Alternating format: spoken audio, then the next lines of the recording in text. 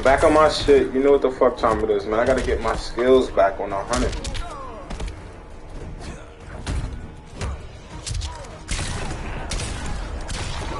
Quite at that level where it's like, we're gonna give you incredible love and praise, even though you haven't won a championship. Like, Embiid, even though he's struggling in the playoffs, the dude is, alright, understand, no matter what I do in the regular season, I'm at that point where people can judge me off whether I win a championship. I realize that, and it's like, all right, I just got to do it. Bluetooth connected. Jason. This nigga Jason better not win this year. But it happens to guys. All right, head-to-head with all season. I'm at head-to-head with all the greats, and then history remembers all those greats in a different way, and they remember him. I don't think it'll happen to Kobe, but it happens to guys. All right. Understand, no matter what I do in the regular season, I'm at that point where people can judge me off whether I win a championship. I realize that, and it's like, all right, I just got to do it. Brew, your reaction. Well, first of all, I would say to Jason, that's a compliment. Yeah. When you get to the level of you got to win a championship, that's great, right? That's a burden that we only put on the best players. All right, so number one, wear that with pride, because that's a compliment to how good you are and how good people think you are. Now, I guess here will come the detraction, if that was a great compliment to Jason. I think Jason Tatum, as great as he is not quite at that level where it's like, we're going to give you incredible love and praise, even though you haven't won a championship. Like, Embiid, even though he's struggling in the playoffs, the dude has been so good in the regular season, particularly this year, that you still give him that love, and we put him on the top tier, and he gets MVPs. Luka, same thing. Like, we just know how good Luka is. So I see, like, two tracks. I see the track of, you are so great that you better win a championship, because everybody that's as good as you wins a championship. Yes. And that's where Luka is, and maybe Embiid is. But, then there's the track of, you got to win a championship for us to know how great you are. Yes. Even though we know you're awesome, right? Yes. But you won't get that love until that extra. Kevin Garnett. Yes, Dirk. yes. Those guys. Dirk is the one I wrote down. That's what Dirk was. We knew Dirk was great. D-Wade won it so early, so it didn't matter. But go ahead, sorry. But no, you're right. I mean, we knew how great Dirk was. Or we knew he was great. We knew he was going to be a Hall of Famer, all that. But once he won, he needed to win a championship to kind of go to that next level. And that's where Jason Tatum is. And if he does it, look, I think if he does it, then he will indeed go to that level where now he's a perennial MVP, like top of the MVP race. And so, this was a compliment to him. He's got a great chance to do it. And here's the other thing, quickly. If he doesn't do it, like, there's really no excuse. I know Denver's great, but Boston's got the best roster. They should be able to win it. If you're that guy, you should be able to win it. So here's the thing. You're saying it's a compliment, but he's anointing it as himself, but he's also saying it about himself. Like he is. But it is true. I don't think it is. Really? No, because I don't think people look at Jason Tatum quite like that. So I tried to make a list. There are 10 guys in the league right now who either were, in their prime or are currently the type of guy where you are supposed to win the title. And those guys are LeBron, Steph, Durant. Steph wasn't there. No, I know, but I'm saying there have been at some point in their career or right now. James Harden. Yes, absolutely. Kawhi Leonard. Giannis, Joker, Luka, who has not done it but is just like that, Embiid, and that's 9, and this other one's projecting, but I know it's how he's going to be judged. Your guy Wemby. Oh, yeah. I think those are the only 10. I think there are I have another list, guys who we're going to see if they get to that level. These are all very young guys. Anthony Edwards. Right. SGA. Right. Halliburton. Ja. Paolo. I'll throw in wild guy Chet. Like, who knows? Right. Very young. Right. Then there's a whole other group of guys that are veterans, been in the league for a while, that we all think are awesome. Devin Booker, Dame, Anthony Davis, Jalen Brunson, Donovan Mitchell. It's like, hey, Those are great players. But you are not judged, can you carry your team to a title? Because we don't think you can. And right now, I think Jason Tatum lives in that world. Now, if he wins, you agree with me, if he wins now, he moves up. If he wins, he moves up, but I think there is, oddly, even though he's younger and in the league less, and has less playoff pelts on the wall, I think there's more pressure on Luka than there is on Tatum, because even if we can't prove to you why, I think everyone that watches basketball is like, yeah, that guy's better. Like, sorry, he's just better. He's just better. But I gotta be honest, I don't know how much pressure there is right now on Luka. It's going to keep ratcheting up. Well, I don't know how much pressure there is right now on Tatum. If they don't get out of the East,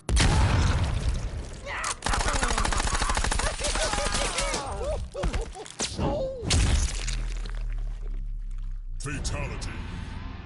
The Joker wins. It's good to try to speak into existence, create the pressure, but this is the life across NBA history of a guy who's around the 5th or 6th best player in the league. It's just different than the life of the guys who we think might be the best. And I think that's, now Tatum wants to be the guy who could be the best. I don't think he's in that echelon. He wins the title, maybe he needs to win it. Yeah, all right. Thanks for watching. Subscribe here to get more from the show and to check out clips from other shows on FS1.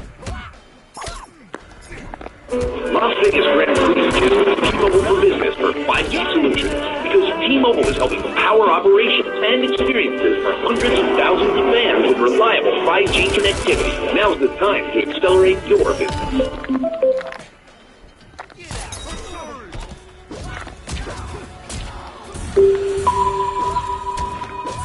What's up, everyone? I'm Karl Anthony Towns, and I'm here with the legendary Mark Jones. NBA Infinite is available now. Download NBA Infinite for free from the App Store and Google Play Store. This is SportsCenter. Let us begin, however, top of the hour. The NBA returns tonight from the break. Lakers, Warriors go at it. Two teams sitting 9th and 10th in the West, respectively, but according to ESPN analytics, the Warriors have a 63% chance to make the postseason. Lakers sit at 44%. Damn. One key factor for those playoff chances. Bro, what the fuck? Yo, bro, that be eking me, bro. How in the fuck is that possible when we beat the Warriors every game this season? What? And we're like, bro, I just don't be understanding these motherfuckers be disrespected go like that, bro. This is so like, bro, I just don't, that's why niggas be dick riding George, bro. Cause they know my man's is so good. Yeah, Matt. He's a threat, bro. Like, the bench is one that he's going to have. That should be crazy, bro. How the fuck the Warriors got a better chance of making the playoffs when we got a better seed and we beat them twice already? Clearly bigger team. Like, come on, bro. Let's stop this shit. Let's stop with Steph Curry love. You know what I'm saying? Let's stop just trying to diminish LeBron type shit. This shit crazy, bro. Like, I ain't never seen a superstar get this like hated on. It's wild. Jonathan Kuminga. You don't do nothing but support the players at all. And all y'all do is hate on them. Stephen Curry. Shit crazy. And so Steve wants to stick with that. But he did acknowledge, look, this is by no means carry the lead, y'all still be hating. He started his entire career. That shit wild, bro. Likened this situation to that of Andre Iguodala, who took a 6-man role in his first season with the Warriors. And cursive, look how that ended up. The Warriors won the championship that season, and Iguodala won Finals MVP. That really sets the standard of sacrifice within this organization. And right now, everyone has to sacrifice to get the Warriors where they want to be. They're 5 games right now outside of that 5/6 seed. And the Warriors feel that they could really make a push to get out of the play-in and into the playoffs. Where they feel, Brandon Pajumski said, we can beat anyone in a best-of-7 series. The Warriors also feel that moving Klay to the bench is going to bolster that second unit. You have Klay as a 6th man, and then you also have the impending return of Chris Paul. You guys, he is out tonight against the Lakers, but he was a full participant in practice yesterday, including 5-on-5. And Kerr said the next really big hurdle, and really the final hurdle to get him back out on the court, is just the training stuff, evaluating his conditioning, making sure everyone feels comfortable. You know that nigga gonna make an impact. I ain't gonna lie. You saw him in the standings. They Chris Paul make an impact everywhere. Any kind of boost can give the Warriors to go on a run in the back half of the season. Kendra Andrews with the latest from the Warriors. It's just a dick riding. It's crazy. NBA analyst Tim Legler joins us now, and Legs, Klay Thompson came off the bench for the first time since his rookie season and scored 35 against the Jazz last week when we saw them in action. How do you view this role for Klay going forward? I think they're going to take this as sort of a small sample size and see how it goes. If Klay Thompson is receptive to it and embraces it, which he did, and I gave him a lot of credit for that because I can't overstate how difficult that is for a player of Klay Thompson's caliber to accept that and embrace it and go in with the right mindset. He obviously did that in the game against Utah, and he admitted that. It worked. It unleashed him. And I think the difference for Klay is this. When you are a starter and you're struggling, you're torn between trying to get yourself going at the start of the game and also finding that flow collectively for your team. When you're coming off the bench, it's a different mentality. It's come in and get cooking. You know what you're out there to do and why you just entered the game. And I think that helped Klay. He's thinking less in that role. Now, will this be something they stay with? Well, I think a lot of that's going to depend on how he's playing and is the team winning. And if that's the case, you might see the Golden State Warriors employ this the rest of the season. I think Brandon Pajemski gives them a great option as a starter. He allows this to take place because of the way he has played. And so everybody's happy right now, but it's a one-game sample size. Let's see how they continue this out of the break. Yeah, I mean, Klay hasn't looked like this since we said his rookie season over a decade ago. Statistically, just hasn't been great. Whatever it takes, I think, at this point for the Warriors to get on track. Meanwhile, Lakers, they've won 6 out of their last 7 games heading into the All-Star break. What's it going to be in terms of the key for LA to run in the second half of the season? Consistency against good teams. I look at their schedule, and this is a very important stretch for them. So over the next 10 games, they play 7 teams that are ahead of them in the Western Conference standings. So here's your chance. You want to make a case that you're going to make things very interesting later in the year? This is your chance to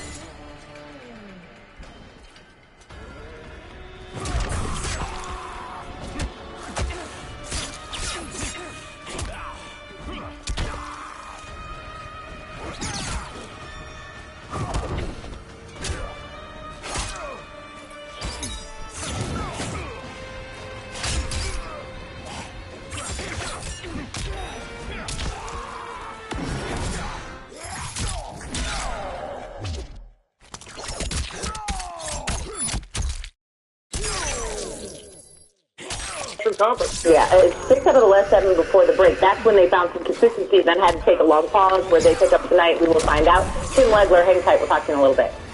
Speaking of those landmines in the Western Conference and all the good teams, 2 of them play tonight. 2 of the top 3 teams out west. Clippers travel to Oklahoma City to take on the Thunder. Shai Gilgeous-Alexander, a monster first half of the season, averaging over 31 points a game. But the Clippers are the trendy team right now to come out west. Look, they're healthy. They're looking for their 6th straight road win. The Thunder are a half game ahead of the Clippers entering tonight's matchup with the defending champion Denver Nuggets, a close 4th. So that's a look at your chest and tries. It's always leg day when we talk about how good the Western Conference is. And Legs, which team do you have more questions about in the second half of the season, the playoffs, the Clippers or the Thunder? I would say the Thunder, and it's primarily because of their age. Now, this is a youth movement. This is a bunch of young guys, and they've got great rhythm with that starting 5. And they've got guys that are playing mature beyond their years, but there's still no collective experience together in winning in the postseason. And so that's what's going to be interesting to watch Oklahoma City. And, Shai Gilgeous-Alexander, we know what level player he is, but it's different now when you're talking about getting into potentially a 7-game series against a loaded team that's got a lot of talent at the top of their roster when you haven't been through it. I don't have as many questions with the Clippers because I feel like what I've seen out of Kawhi Leonard this year, I believe that he will be great when the situation requires it. If you want to say there's questions around James Harden, who has had some questionable spots in big playoff moments, that's fair. Paul George as well. But here's the thing. They're in a different lane. They're in that lane now that's alongside that guy, Kawhi Leonard, who has proven beyond a shadow of a doubt, if he's healthy, you know how he's going to perform on the biggest stage. So I don't have questions about the Clippers as much as is Oklahoma City is this youth movement ready to make this leap in 1 year and make a serious run? Yeah, remember that last youth movement, Kevin Durant, Russell Westbrook, James Harden, ironically, on the other side of this one. They just couldn't get it done before that team was blown apart.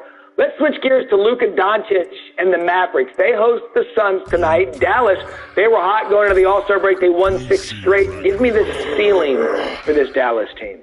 On Series Conference Finals, I think, and that really means if you're a conference finalist team, you're potentially a finalist team, because now anything can happen in a 7-game series.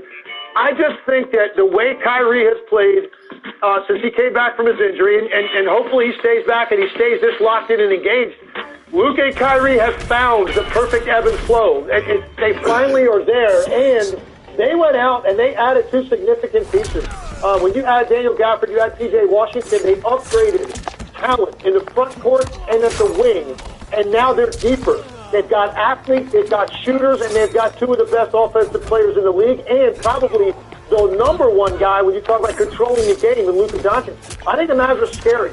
They're hot right now going into the break, and they're going to just have more time to get better with these new pieces. I think Dallas legitimately looks like a team that could make a run through the West to the conference finals or beyond. That's their ceiling if everything falls right. And oh, by the way, the Suns, KD, Booker, Beal, I mean, they're loaded with this. West is going to be so much fun to watch during the back half of the season. Tim Legg will be here with us on SportsCenter. Thank you, Legg.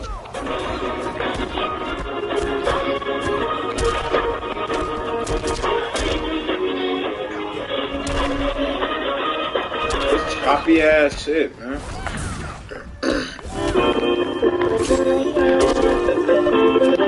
First, they're sour. And then they're sweet. Sour Patch Kids. Sour, sweet, gone.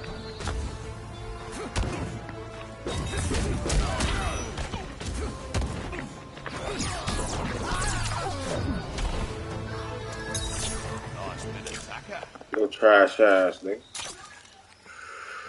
Round 2, fight.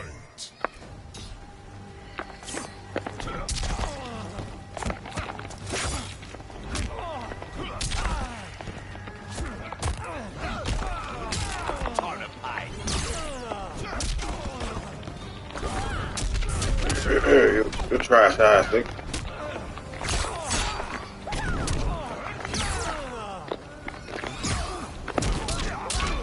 Trash ass, nigga.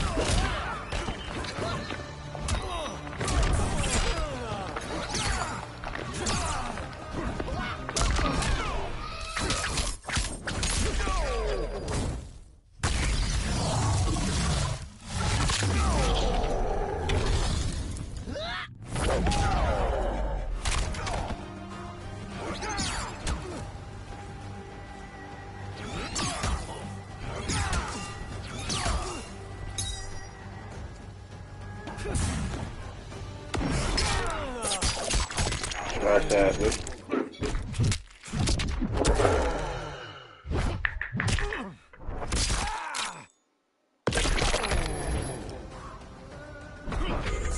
Warriors hosting the Los Angeles Lakers. However, if you're hoping to tune into Steph versus LeBron James, you're going to just have to hold off a little bit because the Lakers have listed James as out with a left ankle issue. So for more on that, let's bring in our NBA reporter, Dave McMenamin, who is in San Francisco right now for this game. Dave, what more can you tell us about why LeBron is missing this first game after the All-Star break? Yeah, Malik, a few weeks ago we got that thriller between LeBron and Steph at the Chase Center. That won't happen tonight with LeBron James tending to that left ankle of his. He used the time in between the All-Star game on Sunday and the start of the second half of the season starting up to get further treatment on that left ankle that's really been bothering for weeks now. I'm told that it's still to be determined whether he'll be available either on Friday against the Spurs or Sunday against the Suns. The Lakers have a 3-4 night scenario coming right out of the break. And obviously for a guy in year 21 who's 39 years old, even if he hadn't gotten treatment on that ankle, he probably wouldn't be playing in all